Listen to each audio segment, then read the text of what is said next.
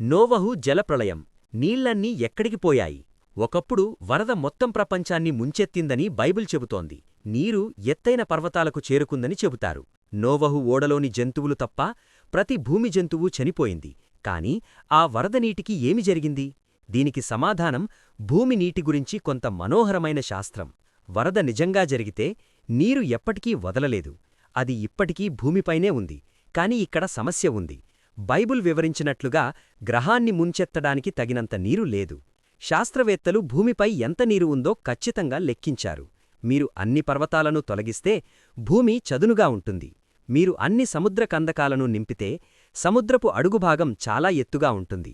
అలాంటప్పుడు నీరు ఉపరితలంపై సమానంగా వ్యాపిస్తుంది. ఇది దాదాపు 1.7 మైళ్ల మందంతో పొరను ఏర్పరుస్తుంది.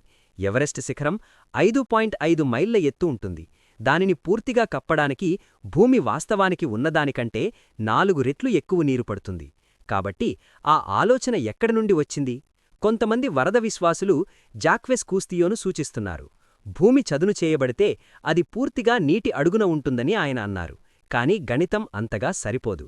అయితే శాస్త్రవేత్తలు అద్భుతమైనదాన్ని కనుగొన్నారు. ఉపరితలం నుండి చాలా దిగువన, దాదాపు 400 మైళ్ల దిగువన నీరు మ్యాంటిల్లో చిక్కుకుంది. ఇది తీవ్రమైన వేడి మరియు పీడనం కింద రాతి స్ఫటికాల లోపల బంధించబడి ఉంటుంది. ఈ భూగర్భజలాలు అన్ని మహాసముద్రాల పరిమాణం కంటే 3 రెట్లు ఎక్కువ కావచ్చు. కాని ఇక్కడ క్యాచ్ ఉంది. ఈ నీరు ద్రవంగా లేదు. ఇది రసాయనికంగా ఖనిజాలతో బంధించబడి ఉంటుంది. ఇది తప్పించుకోలేదు లేదా ఉపరితలాన్ని ముంచెత్తలేదు.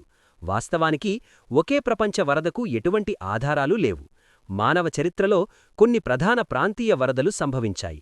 దాదాపు 7500 సంవత్సరాల క్రితం నల్ల సముద్రం వరద విపత్తుగా ఉంది. అక్కడి ప్రజలకు ఇది ప్రపంచం అంతంలా అనిపించేది.